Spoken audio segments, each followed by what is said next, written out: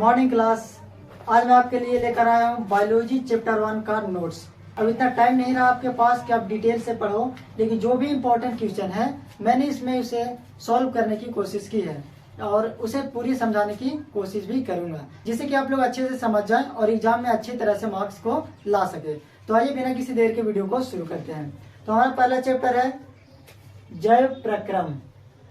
तो आइए पहले समझते हैं जैव प्रक्रम होता क्या है।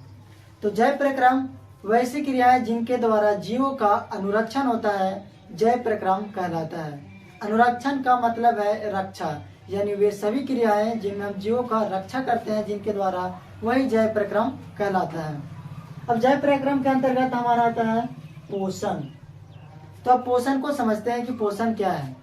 मैं जिस तरह से बता रहा हूँ आप उसी तरह से एग्जाम में लिखिए, आपको अच्छे मार्क्स आएंगे। तो आइए समझते हैं पोषण क्या है। वैसी क्रियाएं जिनके द्वारा जीव पोषक तत्वों को ग्रहण करते हैं, पोषण कहलाता है। मैंने क्या कहा? वैसी प्रक्रियाएं जिनके द्वारा जीव पोषक तत्वों को ग्रहण करते हैं, पोषण कहलाता है। पोषक तत्वों को ग्रहण करना पोषण कहलाता है। आइए अब देखते हैं पोषण को दो प्रकार। पोषण के दो प्रकार है, स्वपोषण और परपोषण। आइए स्वपोषण को समझते हैं। पोषण की वह विधि जिनमें जीव अपना भोजन स्वयं बनाता है। इसमें जीव जो है किसी दूसरे पर निर्भर नहीं रहता, अर्थात इसको हम परिभाषा लिख सकते हैं, पोषण की वह विधि जिनमें जीव अपना भोजन किसी दूसरे जीव पर निर्भर न रहकर खुद बनाता हो, इसे हम लोग स्वपोषण कहते हैं। और जितने भी स्वपोषी होते हैं वो पेड़ पौधे होते हैं। वो क्या होते हैं? हरे पेड़ पौधे होते हैं। अब यहाँ एक सवाल उठता है कि स्वपोषण के लिए किन किन चीजों का होना आवश्यक है। तो स्वपोषण के लिए 4 चीजों का होना आवश्यक है। आइए समझते हैं वो 4 चीजें क्या क्या है। स्वपोषण के लिए जल, सूर्य का प्रकाश, क्लोरोफिल और कार्बन डाइऑक्साइड, इन 4 चीजों की आवश्यकता होती है। तो अगर इन 4 चीजें पेड़ पौधे को मिलते हैं तो अपना भोजन बना लेते हैं। अब आइए समझते हैं प्रकाश संश्लेषण क्या है। प्रकाश संश्लेषण हरे पेड़ पौधे में होते हैं। तो अब इसे हम परिभाषित कैसे करेंगे? प्रकाश संश्लेषण क्या है?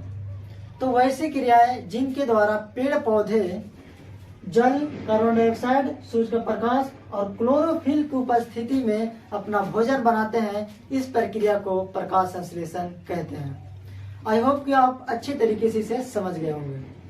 अब आइए हम आगे बढ़ते हैं पोषण की दूसरी विधि, जो कि है परपोषण। अब परपोषण को समझते हैं। परपोषण क्या है? पोषण की वह विधि जिनमें जीव अपना भोजन स्वयं न बनाकर किसी दूसरे जीव पर निर्भर रहता है, उसे हम परपोषण कहते हैं। परपोषण में आ जाएंगे मनुष्य और जीव जंतु जितने भी है वो परपोषण में आ जाएंगे। अर्थात सीधा हम ये कह सकते हैं कि पेड़ पौधे के छोड़कर बाकी जो अधिकांशतः जीव है वो परपोषी के अंतर्गत आते हैं। परपोषण में 3 प्रकार है। पहला हमारा है मृतजीवी पोषण, परजीवी पोषण और प्राणी संपोषण। आइए मृतजीवी पोषण को समझते हैं। मृतजीवी पोषण क्या है? पोषण की वह विधि जिनमें जीव अपना भोजन मरे सड़े गले से प्राप्त करते हैं, जिन्हें हम मृतजीवी पोषण कहते हैं। मृतजीवी पोषण छोटे छोटे वायरस बैक्टीरिया करते हैं। यह अपना जो भोजन है वो तरल के रूप में करते हैं। जैसे हम लोग तरल और ठोस के रूप में दोनों कर लेते हैं, लेकिन इसमें ऐसा नहीं है, ये तरल के रूप में ही करते हैं। अब आइए देखते हैं परजीवी पोषण। परजीवी या पैरासाइट भी इसे कहते हैं। परजीवी पोषण, पोषण की वह विधि जिनमें जीव अपना भोजन अस्थायी और अस्थायी रूप से किसी दूसरे जीव के संपर्क में रहकर भोजन ग्रहण करता है, जिसे हम परजीवी पोषण या परजीवी कहते हैं।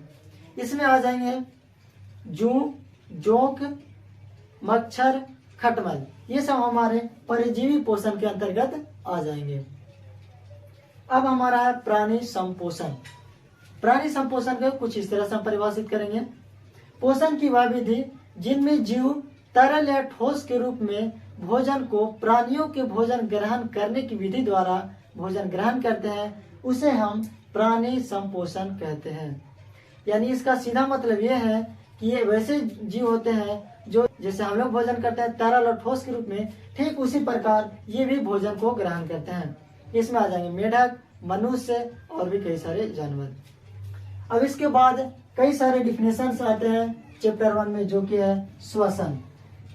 अब आइए श्वसन को समझते हैं, श्वसन को कैसे परिभाषित करेंगे। वैसी प्रक्रिया जिनमें ऑक्सीजन को ग्रहण कर, ग्लूकोज का विखंडन कर, ऊर्जा प्राप्त कर तथा कार्बन डाइऑक्साइड को बाहर निकालने की प्रक्रिया श्वसन कहलाती है। इसको हम अच्छी तरीके से डिटेल में श्वसन चैप्टर में करेंगे। नेक्स्ट है हमारा परिवहन। तो अब समझते हैं परिवहन क्या है। हमें पता है कि पेड़ पौधे में जो भोजन बनता है वो पत्तियों में बनता है, लेकिन इसे जरूरत सिर्फ पत्तियों को नहीं बल्कि पूरे पेड़ पौधे को, पूरे पार्ट्स को है। तो उस पत्ती से भोजन को पूरे पार्ट्स तक जो पहुंचाया जाता है उसी प्रक्रिया का हम लोग परिवहन कहते हैं। नेक्स्ट है हमारा उत्सर्जन। उत्सर्जन को किस तरह से परिभाषित करेंगे, तो आइए इसे परिभाषित करते हैं। जीवों के शरीर में उत्पन्न अवशिष्ट पदार्थों को शरीर से बाहर निकालना उत्सर्जन कहलाता है। अब है जनन। वैसी प्रक्रिया जिनमें जीव अपने ही जैसे संतान की उत्पत्ति करता है, जन्म देता है, उसे हम लोग जनन कहते हैं। इसके अलावा और कई सारे चैप्टर 1 में डिफिनेशन है, जाइलम और फ्लोएम। ये बहुत ही इंपॉर्टेंट है, अक्सर एग्जाम में पूछता है जाइलम और फ्लोएम में क्या अंतर है। आइए आज आप इसे अच्छी तरीके से समझ लें ताकि आप कभी भी कंफ्यूजन में ना रहें। जल से जाइलम और जल से जल, ये याद रखिएगा। जल से जाइलम और जल से जल, अर्थात जाइलम क्या है, तो जाइलम एक पादप उत्तक है जो पेड़ पौधे में जल का स्थानांतरण नीचे से ऊपर की ओर करता है। अब है फ्लोएम। फ्लोएम एक पादप उत्तक है जो खाद्य पदार्थों का पौधे के विभिन्न भागों में स्थानांतरण करता है। इसे समझते हैं रंध्र को। रंध्र क्या है, रंध्र को इंग्लिश में स्टोमाटा भी कहते हैं। पहले समझेंगे रंध्र क्या है और फिर इसके बाद समझेंगे रंध्र का कार्य क्या है। पत्तियों में छोटे छोटे छिद्र होते हैं जिसे हम लोग रंध्र या स्टोमाटा कहते हैं। इसके प्रमुख कार्य है जैसे कि जल को वाष्प के रूप में निकालना, ऑक्सीजन तथा कार्बन डाइऑक्साइड को अवशोषण तथा बहिष्करण या बाहर निकालना। पेड़ पौधे के वायवीय भाग से जल को वाष्प के रूप में निकलना वाष्पोत्सर्जन कहलाता है। ये वीडियो आपको कैसा लगा कमेंट सेक्शन में जरूर बताएं, जिससे कि हमारा भी मनोबल बढ़े और मैं आपके लिए नेक्स्ट वीडियो या नेक्स्ट चैप्टर का वीडियो आपके लिए लाऊं।